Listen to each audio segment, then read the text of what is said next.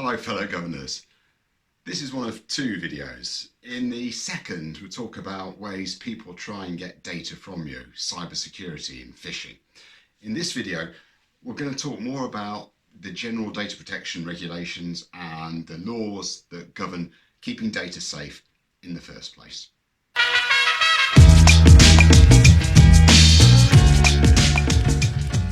Normally this would be the bit where I make a disclaimer.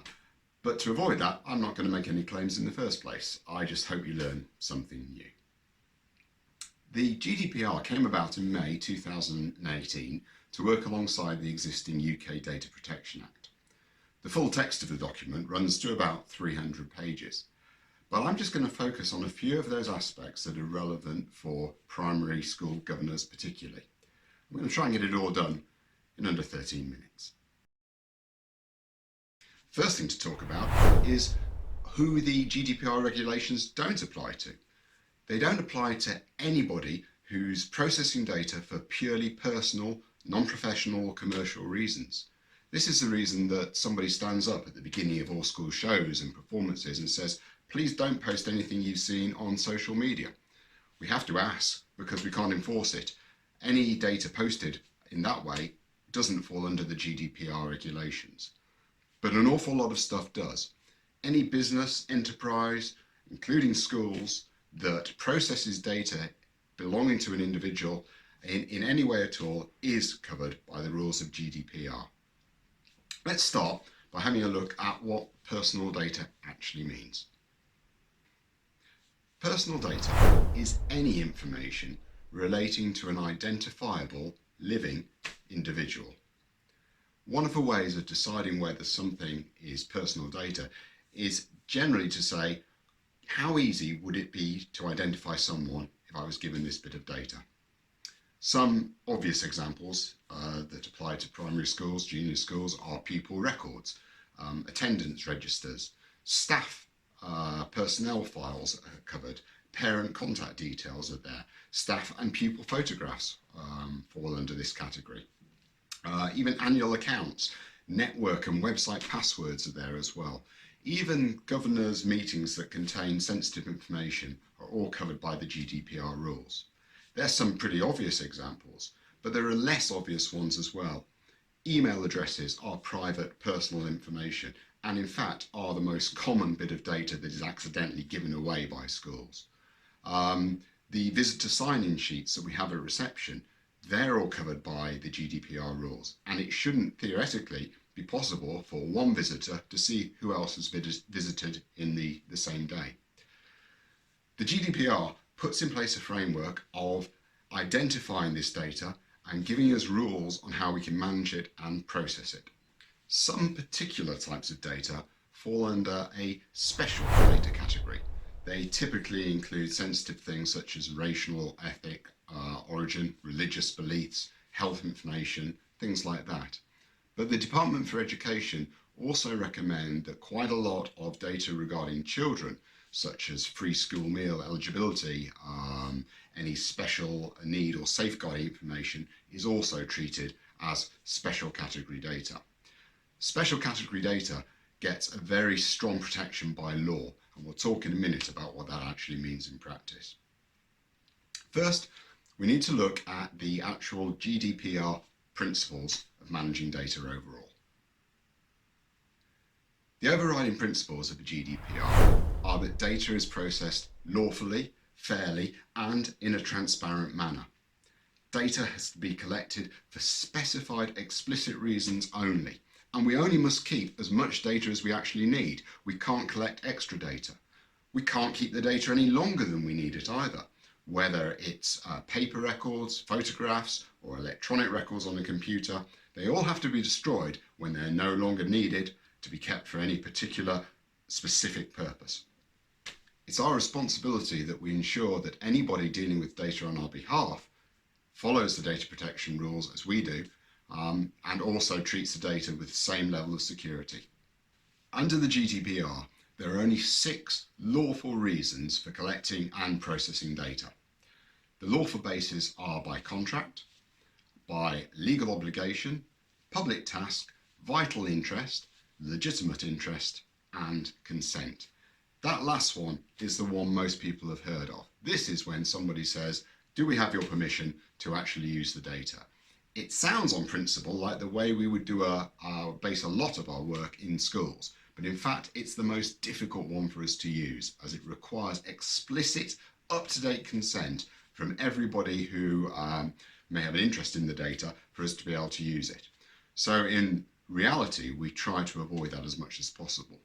For a small school, the ones we'll focus on are legal obligation, where we have a legal reason to keep and process certain data, and public task, which is saying to operate the school safely and effectively, we need to process certain amounts of data. Legitimate interest comes in there as well to some extent, but the others we would try to use as little as possible. The special categories of data I talked about earlier can only ever be processed pretty much under public task or explicit consent reasons. So a lot of the data we hold about children has to be covered under one of those two grounds. Otherwise, we find ourselves falling foul of the GDPR. For every piece of data we keep, it's essential that we declare which of those lawful bases we're relying on to keep and process the data. To help us do this, we have a named data protection officer. In the ideal situation, and our school does fall into this category, that person is not part of the school staff. It avoids any conflict of interest situation. Our data protection officer, or DPO, helps us maintain a list of all the different types of data we store and the lawful reasons for storing it. He or she also helps us come up with a privacy policy, which we must by law publish. And that explains to people what data we're keeping, what data we're using, why we're using it, what we're doing with it, and how people can get a copy of it if it applies to them. When someone asks to see the data held about them or their child, it's called a subject access request.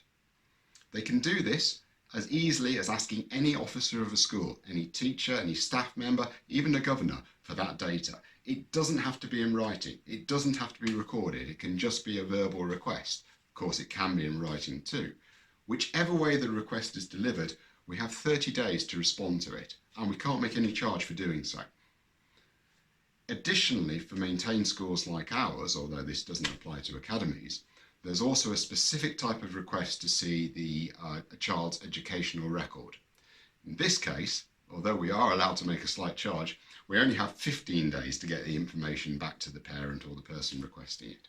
And of course, in all these cases, we have to do the due diligence to make sure that the person requesting this data is authorised to see it. From a governor's point of view, one of the important things to note about subject access requests is that typically in a school environment, there's more behind them than meets the eye. People don't normally ask for copies of their data unless they have another motive behind it. Maybe it's a staff grievance, maybe it's a parent who's not happy with the way they feel their child is being treated. But in any situation, we should always consider why the request is being made, although that alone has no implication on the fact that we must still honour the request if it's a legitimate one. The whole of the GDPR framework is governed by an organisation known as the ICO, the Information Commissioner's Office in the UK. They're responsible for keeping the framework up to date and ensuring its compliance. They also have the ability to issue quite severe fines to companies, organisations, theoretically even schools, for breaking any of the rules, whether deliberately or accidentally.